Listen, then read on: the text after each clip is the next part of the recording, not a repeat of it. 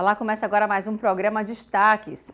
E foi realizada em Aquiraz, na região metropolitana de Fortaleza, mais uma edição da Jornada Sustentável. Um encontro que durou 3 dias, promoveu aprendizado por meio de palestras sobre as melhores práticas em ESG, conservação da biodiversidade e impacto empresarial dos ODS, os Objetivos do Desenvolvimento Sustentável e o lixo zero.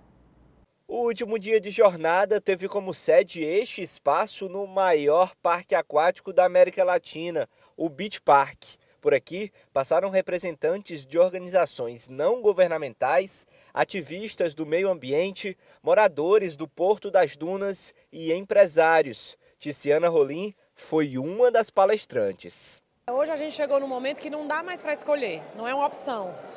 É uma emergência, assim, grave. Não é sobre consciência mais, é sobre sobrevivência dos negócios e da humanidade, que está em jogo. A gente pensa que não, mas está. Então, a gente vai precisar colocar toda a atenção de medição de indicadores ambientais, tanto quanto financeiros. A gente é muito cri-cri, né? Com aquela coisa do balanço, do fluxo de caixa. A nossa sugestão é que a gente leve tão a sério o ambiental, os indicadores ambientais, como a gente leva os financeiros e colocar no centro da decisão dos negócios para que a gente possa fazer a diferença. O meio ambiente limpo é o grande desejo de todos. As Nações Unidas colocam o tema entre os objetivos a serem cumpridos até 2030. Gustavo representa a Quer, empresa de energia limpa que se compromete com esta causa. Na avaliação dele, este já é um caminho sem volta. A agenda de ESG e a sua sustentabilidade, cada vez ela vem ganhando mais relevância na sociedade, né? Assim, ela é uma agenda que está crescendo muito, não só no Brasil, mas no mundo como um todo, né? Ouso até dizer que no futuro, quem não for aderente a essa agenda não vai ter espaço no mercado. Esse evento daqui ele é muito importante porque ele consegue reunir pessoas de vários segmentos, né? A gente vai ter uma produtora independente, somos nós, mas vai ter uma empresa de cimento, outras empresas, ou seja, ele é uma agenda que ela adere a todo tipo de negócio, desde os negócios pequenos aos negócios grandes, cada um dentro da sua relevância. 48 de 100 entrevistados de uma pesquisa americana sobre consumo disseram que podem mudar os hábitos de acordo com os impactos ambientais das empresas. A realidade do mercado americano já reflete o que acontece no mundo inteiro, inclusive aqui no Brasil. A responsabilidade com as práticas sustentáveis resulta não só em melhorias aqui no meio ambiente, mas também na realidade financeira das empresas. Tem um ponto que é muito interessante a gente levar, esse entendimento da palavra sustentabilidade, é que ela está muito ligada ao meio ambiente, tá? Mas a agenda ESG ela extrapola a esfera do meio ambiente. Nós estamos falando em preservar a sustentabilidade de uma organização, né? Para ela ser perene no tempo. Quando você implanta princípios de sustentabilidade na sua operação, você está, de certa forma, blindando a empresa, né, de vários perigos que são identificados. Então, a sustentabilidade ela é para a organização e que ela envolve o E, que é do meio ambiente, environment, o lado social. Hoje em dia as empresas têm que ter o engajamento na problemática da sociedade bem mais forte, mas também tem o lado do G, que é o lado da governança. Essa em si que garante a perpetuação da operação. Se o futuro da natureza vai sendo guiado por nossas práticas, é a nossa consciência que vai sendo fundamental. Para aqueles que realizam a jornada sustentável desde 2012, é possível acompanhar no presente as conclusões do futuro. Nós começamos as limpezas, a jornada, enfim, com 35 toneladas de resíduos. Ao passar dos anos, nós conseguimos nessa jornada baixar esse número para 650 quilos. Além disso, o número de pessoas que se engajam nessas ações tem aumentado. Isso mostra a eficiência desse trabalho. Então, o que mais nos orgulha é ter realmente a eficiência e baixar esse índice de resíduos na praia. Então, para a gente é muito mais importante deixar de sujar do que limpar, passar essa mensagem para as pessoas e o número de pessoas que abraçam a causa. Então, esse é o resultado crucial para esse trabalho que a gente vai continuar fazendo. E acontece no próximo dia 15, o primeiro simpósio Envelhecimento Ativo e Saudável aqui em Fortaleza. O encontro inclui palestras, trocas de experiências e a elaboração de propostas. O coordenador especial de idosos da Prefeitura de Fortaleza, o Coronel Sérgio Gomes, deu mais detalhes sobre essa programação. Acompanhe. Coronel, obrigada pela sua presença aqui com a gente no Destaques. Vamos falar um pouco sobre esse dia 15 agora, né? Tem um evento programado para falar um pouco sobre a importância de se proteger os idosos, né? Conta um pouco sobre essa programação para a gente. Bem, dia 15 é o Dia Internacional de Prevenção e Combate à Violência contra a Pessoa Idosa. E a gente já trabalha essa data há muitos anos. E para esse ano de 2023, nós escolhemos a temática da violência institucional, principalmente aquela onde os idosos são mal atendidos ou têm um atendimento inadequado, tanto na área da assistência como na área da saúde. Então, o simpósio ele trata justamente sobre esse tema, o envelhecimento ativo e saudável com foco na humanização do atendimento, que vai desde a prevenção até os cuidados paliativos. Então, é um encontro de vários gestores municipais da região metropolitana, órgãos, entidades, a sociedade civil organizada, todos aqueles organismos que trabalham direto ou indiretamente com essa temática do combate à violência contra a pessoa idosa. E no caso são gestores que vão participar para levar aos municípios, né, dessas localidades, um pouco desse diálogo, dessa conversa que está sendo feito, essas propostas. Nós vamos durante o dia 15, todo dia 15, a gente vai estar no período da manhã com a temática da assistência social. Teremos 2 palestras e a partir daí nós teremos várias mesas de discussão, de deliberações, onde no final da manhã sairão 20 propostas dentro dessa temática que serão encaminhadas aos municípios da região metropolitana e aos órgãos envolvidos. Já no período da tarde, a temática é a saúde. Então, mais 2 palestras e ao final dela, mais uma roda de conversas, deliberações. E ao final do evento, no final do dia, a ideia é que nós possamos concluir uma carta aberta aos municípios da região metropolitana com essas 40 propostas que têm o objetivo de direcionar, de dar um norte de como a gente pode humanizar ainda mais o atendimento a essa pessoa idosa. Coronel, e com relação a essas ações que estão sendo feitas, né, além dessa do dia 15, a coordenadoria como um todo, quais são as ações que estão sendo realizadas, as próximas ações agora durante o ano? Bem, a gente trabalha muito em cima de buscar o que é que está acontecendo de novo, principalmente para melhorar a qualidade de vida da pessoa idosa. E a gente, numa parceria com o Grupo Coap Saúde, a gente viu que várias tecnologias novas estão surgindo, de exames à distância, de melhoria da qualidade de vida desse idoso, e essa parceria fez com que a gente pudesse trazer a iniciativa privada para esse evento, e a partir daí, junto com outras ações que a gente vai estar desencadeando lá pela Secretaria, como um mês de atividades nos CRAs, nos CCDHs, que são equipamentos da Secretaria, a gente vai estar falando, levando palestras, levando oficinas, ciclos de discussões sobre essa temática da violência contra a pessoa idosa.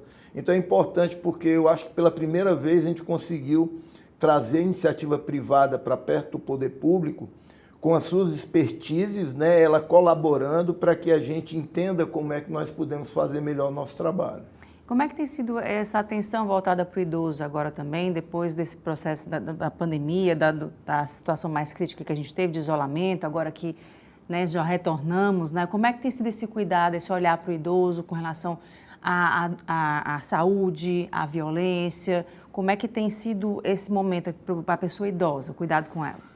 Nós tivemos um agravamento muito forte com relação à violência no período de isolamento social por conta da proximidade das famílias, né? Muitas vezes as pessoas idosas com aquele medo da finitude, o medo de morrer, grupo de risco, então a gente teve um problema muito grande de aumento do número de ações violentas. A subtração do cartão de benefícios, os maus tratos, o abandono. E, na realidade, a pandemia também teve um lado positivo, que foi o surgimento de novas tecnologias e novas formas de você entender como eu posso humanizar o atendimento a esse idoso, mesmo que à distância. Então, vários equipamentos de exame com auxílio da medicina digital também, que foi um avanço muito grande para a pessoa idosa, e outras tecnologias. Então, de um lado, a gente tem os pontos negativos da pandemia, mas a gente aprendeu muito com ela para, a partir de agora, a gente poder entender como é que pode trabalhar isso. Eu dou um exemplo claro. Muitas vezes você tem uma unidade básica de saúde que está cheia no bairro da periferia, mas de repente eu posso ter uma clínica digital com atendimento híbrido, com exames no local, posto de coleta, para você aliviar essa pressão na unidade de saúde e ter um atendimento mais humanizado para a pessoa idosa. Então, algumas ideias vão surgindo na iniciativa privada e a gente quer aprender com isso para propor políticas públicas que realmente sejam efetivas para esse público. Coronel, para quem está assistindo, quer saber mais informações sobre o trabalho de vocês, como é que faz até para poder fazer essa troca aí com relação às informações? Bem, para quem está agora assistindo a gente trabalha com a carga de direitos humanos para a pessoa idosa. A coordenadoria ela é um ente de direitos humanos, então a gente trabalha muito forte em parceria com o Conselho Municipal dos Direitos da Pessoa Idosa, e a nossa missão principal é articular e propor. Tanto é que esse simpósio ele vem justamente nessa linha de pensamento, propor ações que possam mitigar a violência e que possam melhorar o atendimento humanizado para a pessoa idosa. Então, as pessoas que tenham sugestões, que queiram propor alguma ideia que tiveram por conhecimento próprio dos seus idosos em casa, ou do que viu, é muito interessante porque a gente está trabalhando com esse pensamento de melhorar cada vez mais o atendimento para a pessoa idosa. E realmente é muito bom porque as pessoas estão colaborando pra caramba. E a Comissão Especial sobre o Hidrogênio Verde debateu uma audiência com potenciais financiadores as possibilidades de investimentos no Parque Produtivo Brasileiro dessa nova modalidade de energia limpa.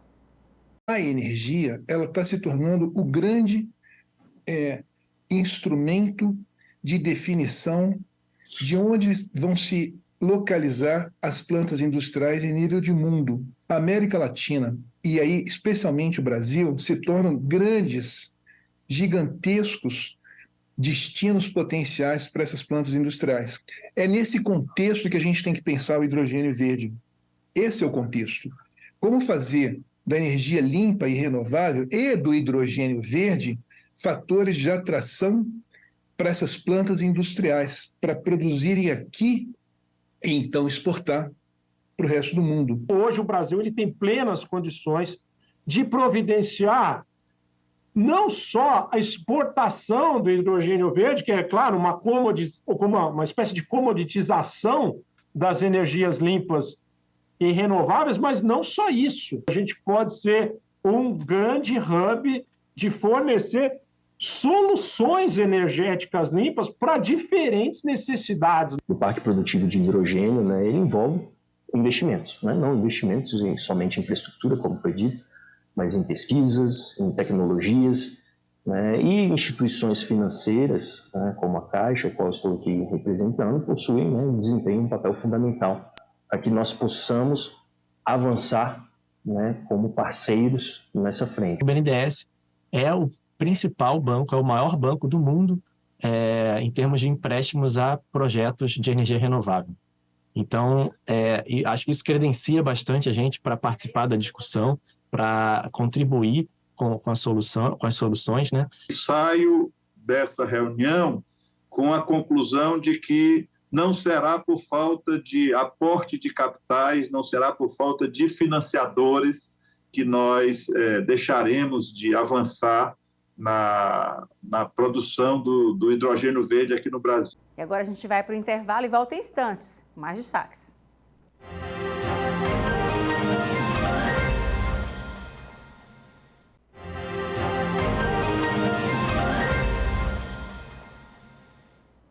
Estamos de volta e os serviços de streaming estão na mira dos órgãos de defesa do consumidor. Eles podem ser impedidos de limitarem o compartilhamento de senhas, como vem sendo feito atualmente pela Netflix, no caso. E sobre o assunto eu conversei com o advogado Alisson Pires, da CDCOM.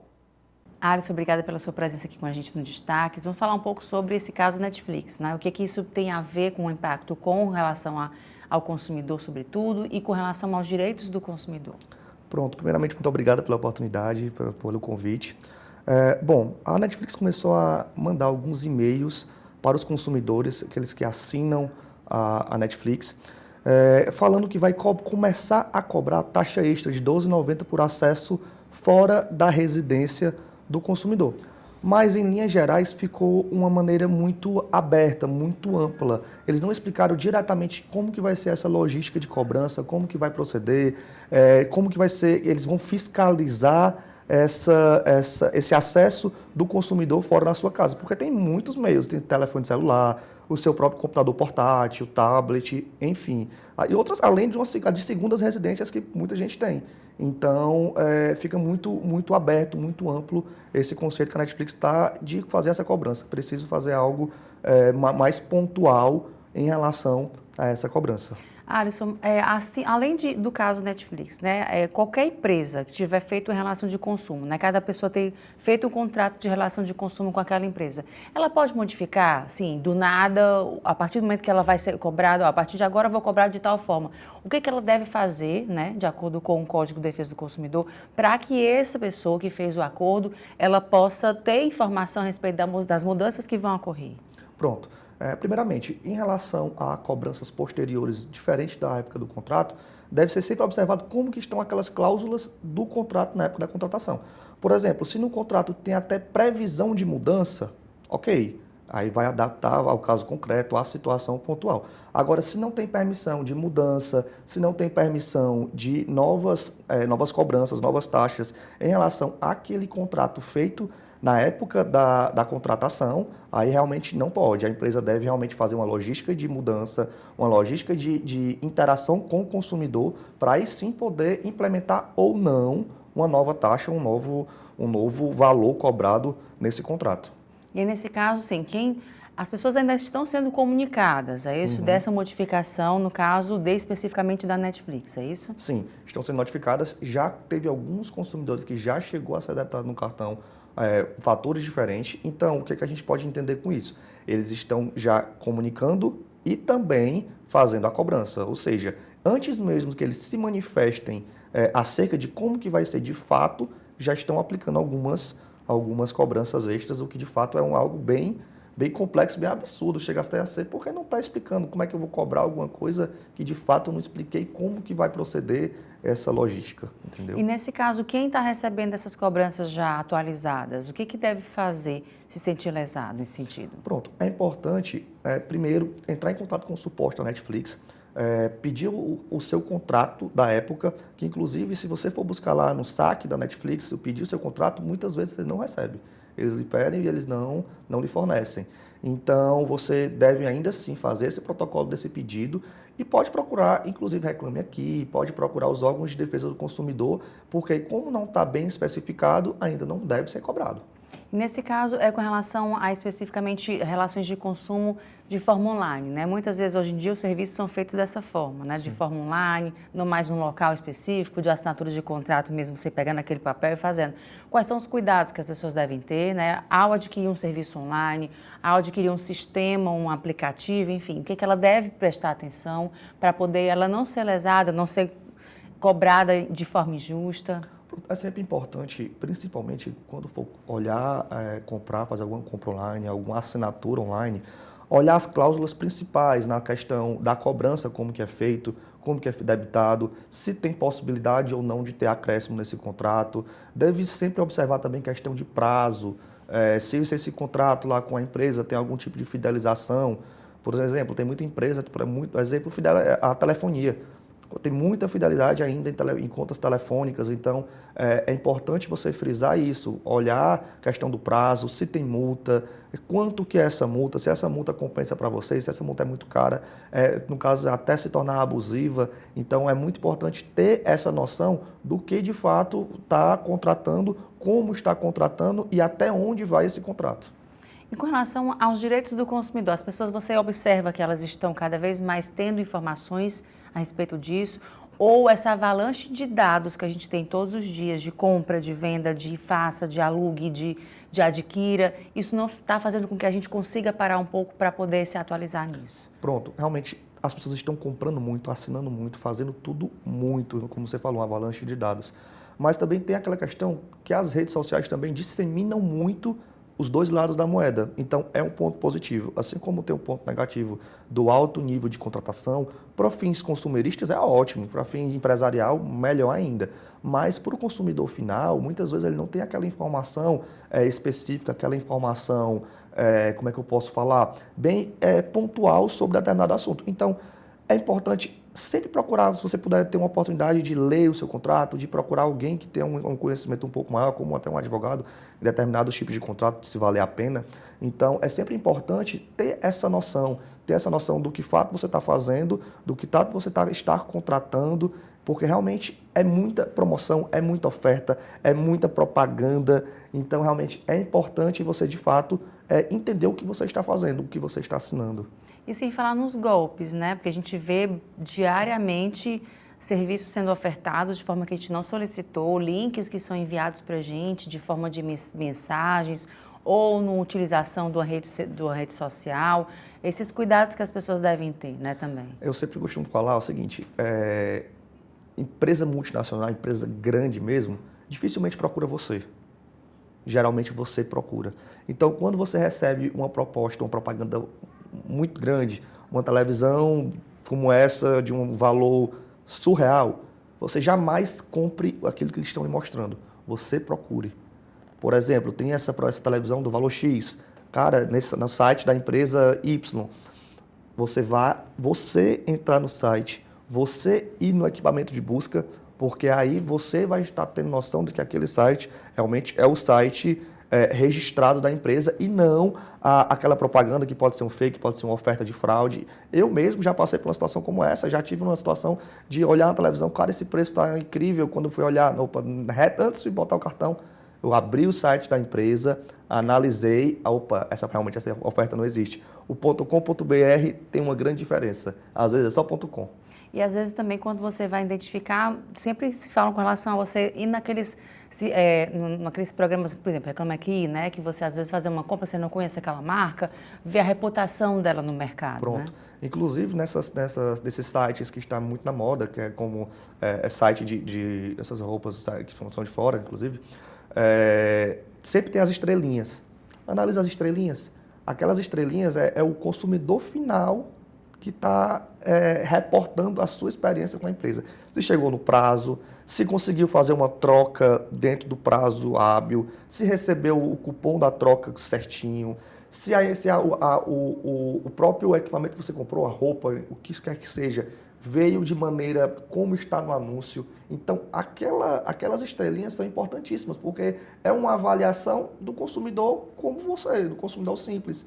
Então, é super importante você, antes de você comprar, fazer qualquer coisa, analisa como é que é esse equipamento, analisa como é que é esse material antes mesmo de você fazer a compra. Alisson, agora tem uma coisa muito, nessa conversa que a gente está tendo aqui, tem uma coisa muito importante que a gente tem observado, que é com relação a pessoas que fazem depoimentos falsos, né? Muitas vezes você vai naquele site, recebe um link numa rede social, ou vê uma roupa bonita e vai naquele site que está feito lá prontinho, com alguns depoimentos que você diz, nossa, quem são essas pessoas, né? Você acha que são usuários comuns, mas existe um mercado, e parece que a coisa é tão bem feita, né? Que existe um mercado de vendas de depoimentos, as pessoas como se elas fossem usuárias. Isso tudo que está acontecendo, né? Você acredita que seja mais basicamente porque não tem uma fiscalização, uma punição com relação a isso? Que uma vez que você vai dizendo, você se vende, né, como depoimento, né, de determinados produtos, você está dizendo uma coisa errada ali, falsa, né? Você está passando informação falsa, né? Às vezes nem que você é aquela pessoa. Isso é muito mais além? Você acredita que falta fiscalização, precisa ter um controle maior com relação a isso? Cara, é muito questão de má fé, boa fé e índole. Tem muitas situações que é até um pouco quase que impossível você trabalhar literalmente com a realidade. Você sempre tem que buscar, principalmente acreditar nas informações, porque não tem como. Você desconfia, acredita desconfiando, não tem como não ser. Porque a partir do momento que eu possa comprar um produto sequer, nem que mesmo, mas aí eu estou sendo levado a acreditar que aquele produto é o produto correto. Porque se eu comprar esse copo, mesmo que eu comprei só para poder ter a oportunidade de escrever, infelizmente vai acontecer. Entendeu? Porque é o seguinte, aquelas informações, como eu falei, das estrelinhas, você só aparece a possibilidade de colocar estrelinhas se eu comprei de fato na loja, se eu comprei de fato aquele produto específico, que aí aparece a possibilidade de comentar e colocar estrela. Inclusive as empresas fazem muito questão de, quando você comenta, quando você coloca a estrelinha, quando você afirma a sua posição com a compra, você tem benefícios. Tem as estrelinhas pessoais, por ter participado, por ter comentado, por ter dito a sua experiência com a loja. Então, eu acho que essas campanhas de Me Ajuda, que eu te ajudo, são super úteis, super necessárias nesse momento. E nesse caso também, se encontrar algum golpe, denunciar, né? Mais importante não é deixar passar, é denunciar, né? Principalmente se o consumidor final, que vê esse tipo de informação, que vê algo que você está olhando assim, como assim? Essa blusa, você gostou dessa blusa que você está nessa foto? Não, está errado, ela não é igual ao assunto. Você vá direto na ouvidoria do site, vá na ouvidoria do sistema, porque, por exemplo, eu vou até citar um exemplo, a Shein, que está muito em alta, né? São fornecedores pontuais que colocam os seus produtos dentro da Shein. Então, se nessa situação, eu que sou consumidor final, entrar no sistema e olhar lá na loja, no site da loja, opa, esse vendedor aqui está com esse produto, mas não tem nada a ver com essa propaganda, essa confirmação desse cliente, tem alguma coisa errada. Vá na ouvidoria da própria loja, da própria revenda, informe que está errado, faça um saque, vá no Reclame Aqui, informe que de fato não está condizente à informação, à propaganda com o produto que está sendo vendido. E o presidente do Complexo Industrial e Portuário do PECEM, Hugo Figueiredo, esteve aqui na TV Otimista e fez um balanço dos 6 meses em que está à frente do CIP. Ele falou ainda sobre os memorandos assinados para a produção de hidrogênio verde no Ceará e as ações que estão previstas para este ano. Presidente, muito obrigada pela sua presença aqui com a gente no Destaques. Vamos falar um pouco sobre o Complexo. 6 meses, né, que você já está atuando, comandando por lá. Como é que está como é que a gente pode fazer, né, com relação à questão de balanço desse período que já está ativo? Obrigada. Obrigado, Elaine. Primeiro, agradecer o convite do Otimista, participar do programa de Destaques. Satisfação estar aqui. O Otimista tem sempre sido referência nas nossas discussões, nas pautas importantes de desenvolvimento do Ceará.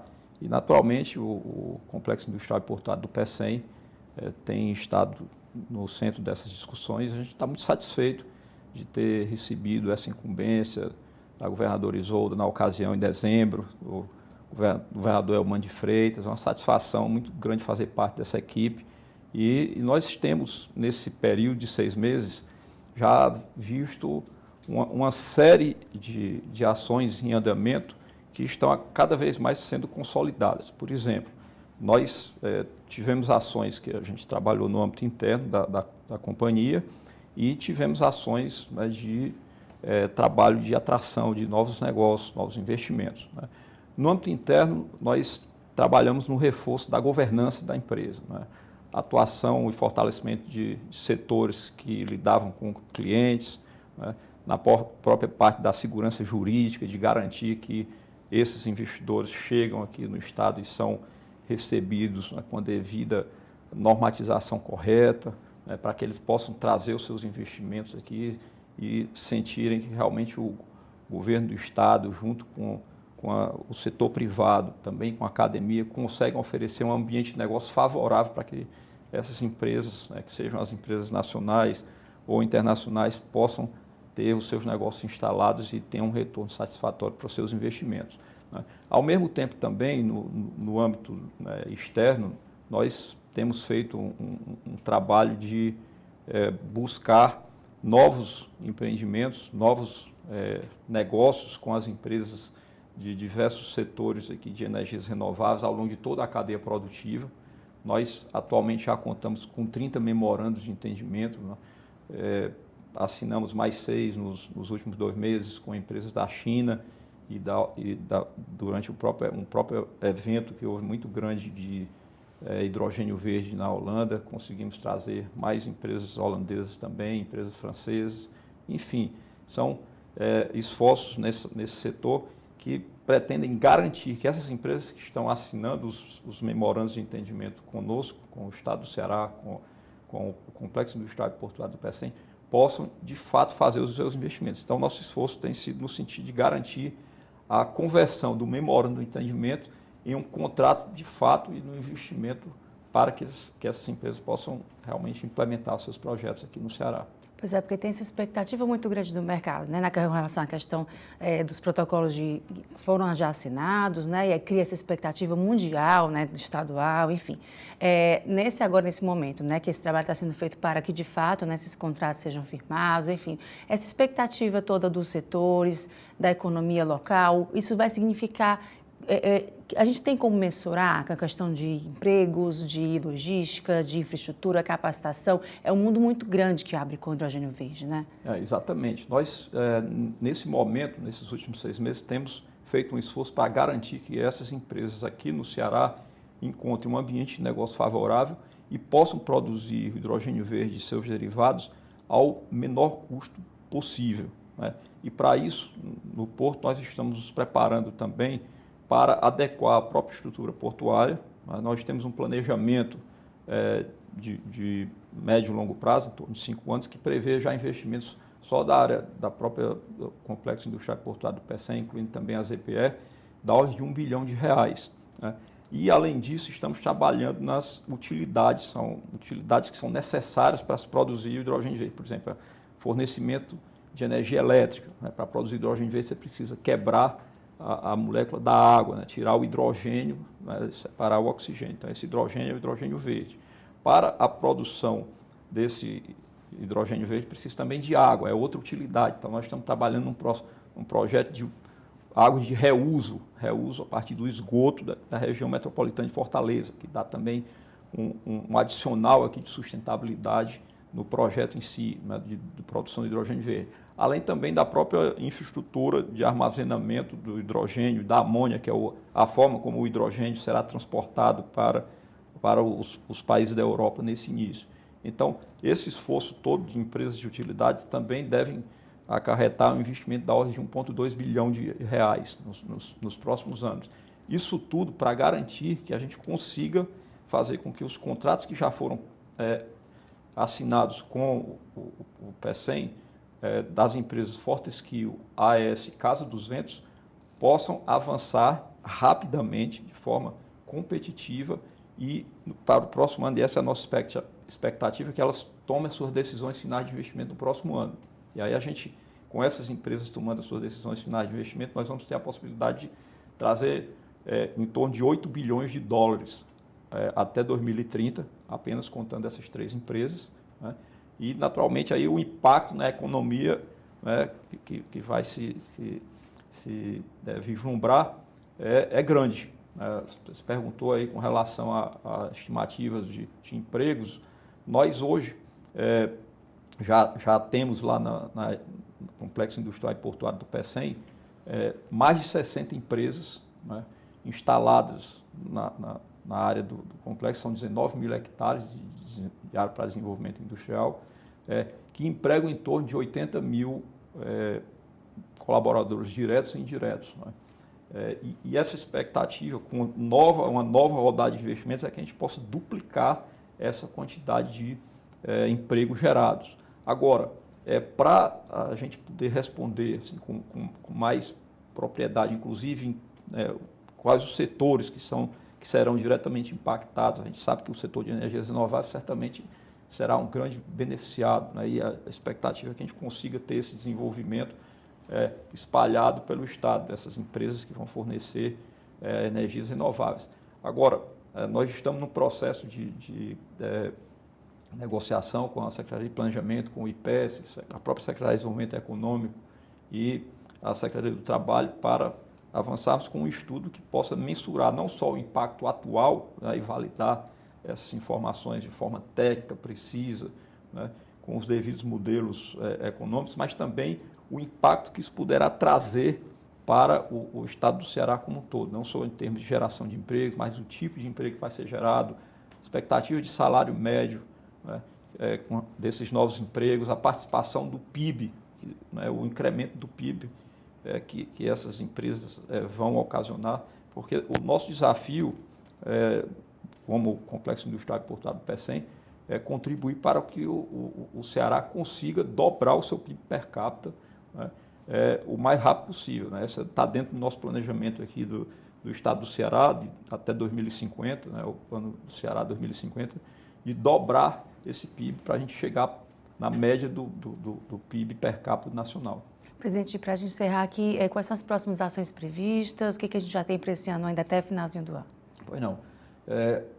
Esse mês de junho agora, dentro da sequência da implantação desses investimentos que o próprio Complexo Industrial e Portuário do Pecém está fazendo, nós já estamos com todos os projetos de engenharia preparados e estamos agora iniciando o processo de licenciamento ambiental e, ao mesmo tempo, buscando também os financiamentos que serão necessários para operacionalizar esses investimentos por parte do Complexo Industrial e Portuário do Pecém.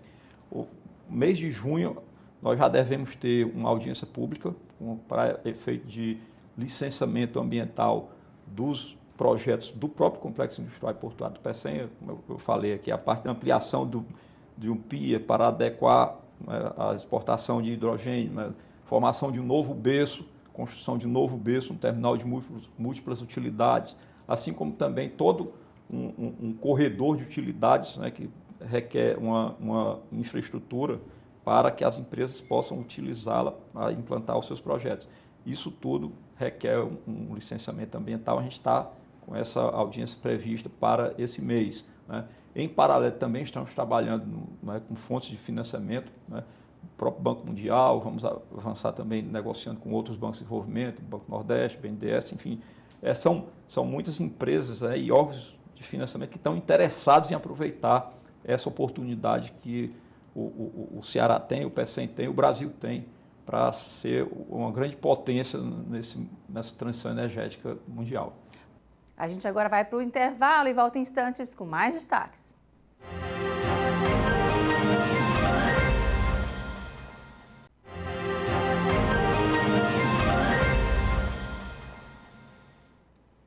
Estamos de volta e começa agora no dia 15 a PEC Nordeste 2023, com destaque para a estreia da Expo Camarão.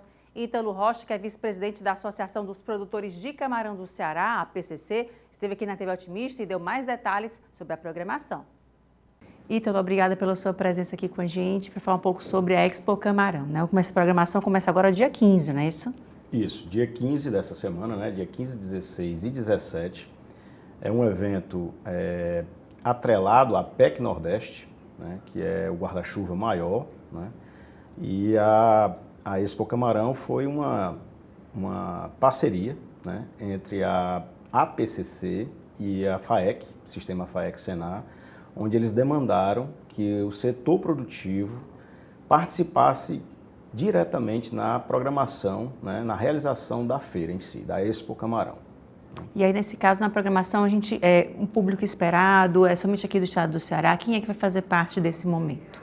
Pronto, a PEC Nordeste tem esse apelo, Nordeste, né? Mas a gente sabe que existem atores e parceiros de outros estados, né? Fábricas de ração, fornecedores de insumo, equipamentos, todos os setores, né? Os elos dos setores estarão representados aqui, né? Bem como pessoas, né, interessadas no desenvolvimento da atividade de aquicultura, né? Que é o camarão, a piscicultura, aqui no nosso estado e no país como um todo, né? Vai ter pessoas aí de todos os setores. E como é que está o cenário do estado do Ceará aqui com relação ao camarão? Eu acho bem interessante falar, porque o estado do Ceará é o líder na produção de camarão. Eu acho que é o estado que tem maior área produtiva e que tem a melhor eficiência produtiva por questões climáticas, solo, disponibilidade de água e tudo, né? Foi feito um censo recente pela ABCC, que é a Associação Brasileira de Criadores de Camarão, e que atribuiu aqui ao estado do Ceará quase 18 mil hectares de camarão, né? chegando aí a 1.760 produtores, né? Quando eu falo 1.760 unidades produtivas, né? E com uma grande concentração dessas fazendas, né, em pequenos produtores, eu chamo de mini produtores, né, abaixo de 5 hectares. E houve uma interiorização da cassinicultura, né, onde os pequenos produtores, né, eles migraram de outras atividades agrícolas e foram para a cassinicultura. Logo no momento de estiagem, né, foi um período aí que a gente passou longo, né, de falta de água, e a atividade despontou como uma opção por semiárido, né, por justamente usar pouca água. Aí muita gente questiona, mas como assim usar pouca água? Porque recircula 100% da água.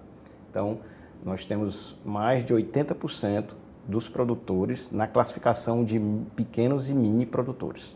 Que isso aí dá uma inclusão social muito grande, evita o êxodo rural, desenvolve o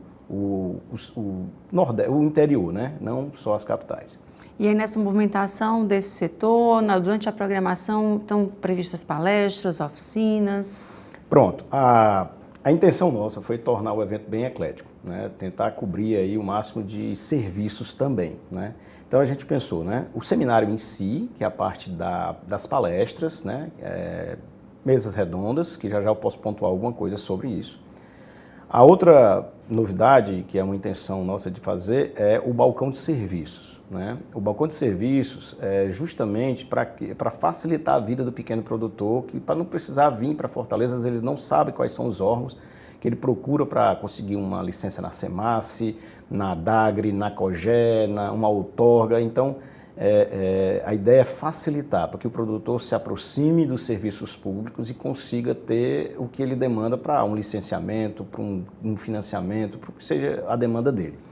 Outro ponto é o festival gastronômico, a parte gastronômica, né? Tem o festival e tem a oficina, né? A oficina gastronômica é chefes treinados, né, que vão vir para transmitir o conhecimento para as pessoas que querem melhorar a sua vida na cozinha, né, com o camarão, com a matéria-prima camarão.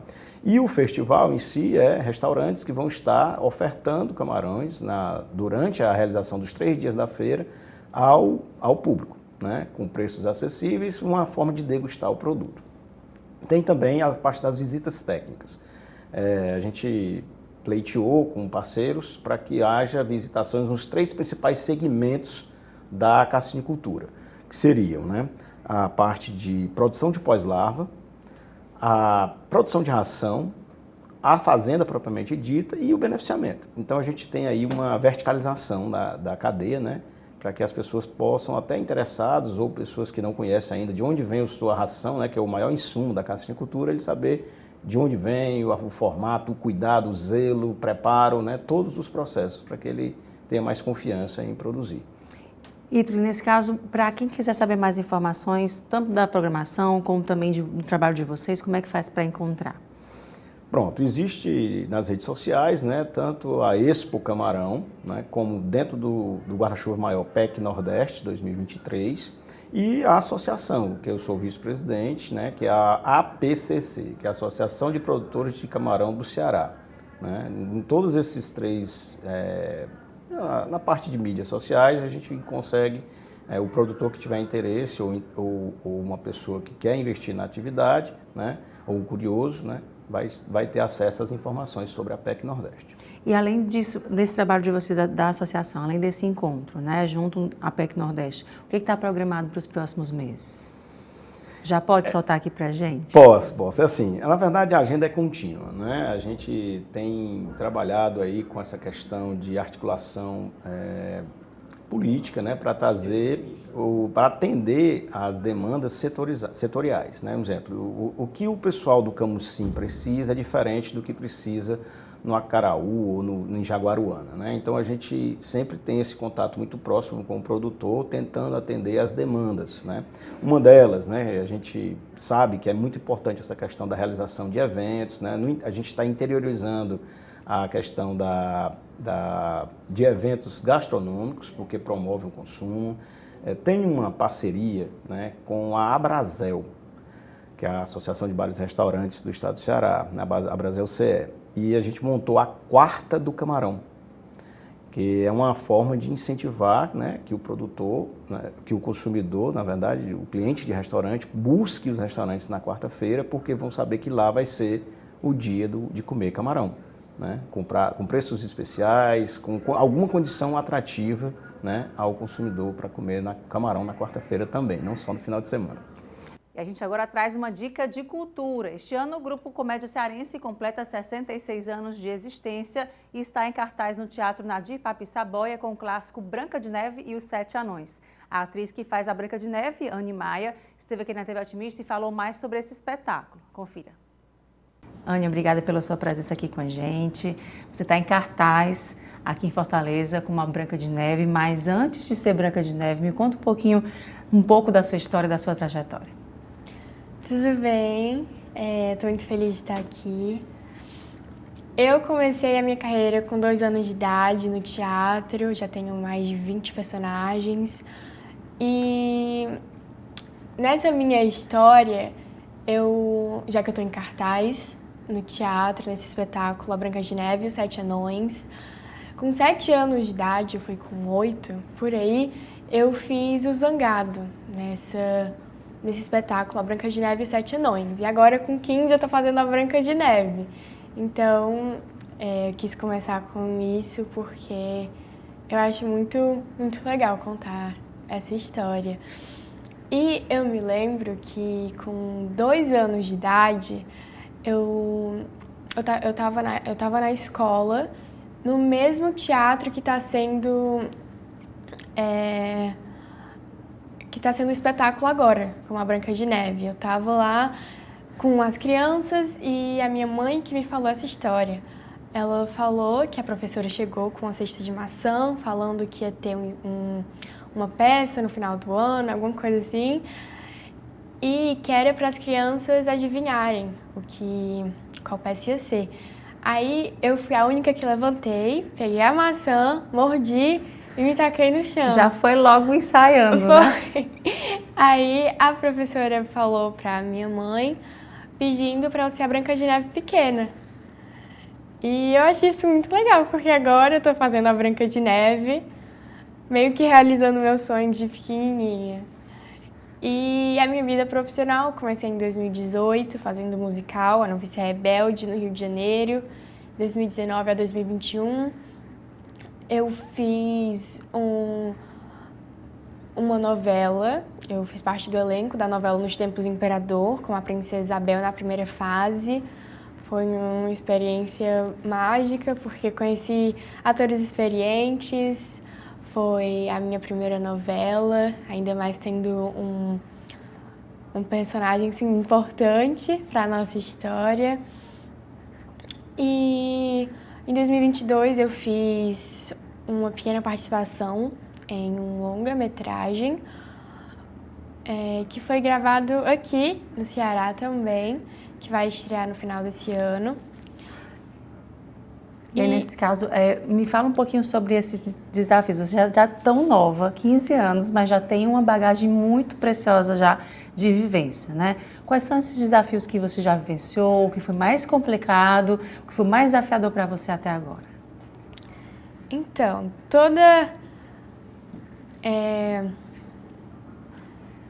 eu acho que cada projeto, cada coisa assim, é uma experiência assim, diferente, que a gente tem que...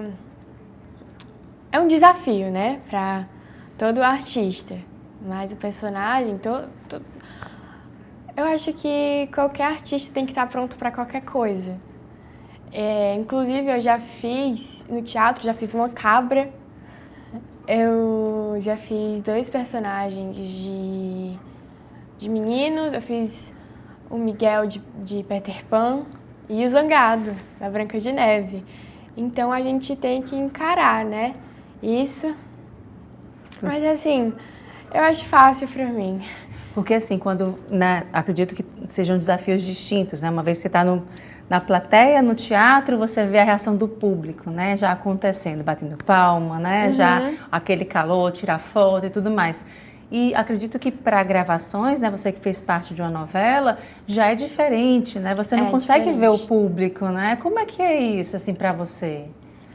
Então, na TV é muito diferente, porque lá eles pedem pra gente não decorar o texto. E no teatro a gente tem que decorar o texto, mesmo sendo ao vivo, não sei como dizer, porque na TV é gravado, entendeu? E é diferente. Eu gostei muito.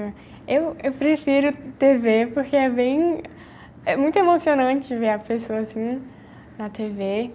E o resultado depois deve ser incrível, né? Você se vê também, os amigos, a família, né? Torcendo junto. Eu assisti a minha novela inteira, eu amei, eu vi umas 3 vezes e é muito bom.